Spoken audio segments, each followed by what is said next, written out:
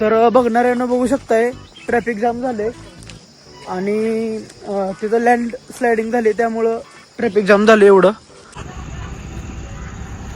तो देख सकते हैं किस प्रकार चांद निकला है और साथ में पेट्रोल 94 रुपीज में मिलता है इधर और डीजल 89 रुपीज में मिलता है, तो महाराष्ट्र से बहुत सस्ता है।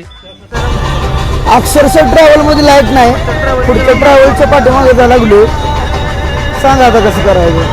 मजाक हो रही है। छत्रपती शिवाजी महाराज की जय। चौथी वेळा गाडी बंद पडली आमची।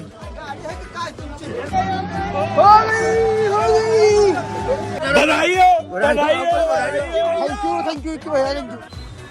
तर बघणाऱ्यांना बघू शकता यमुनोत्रीला जाण्यासाठी आपण स्टे केलाय खरादीमध्ये। आपण जानकी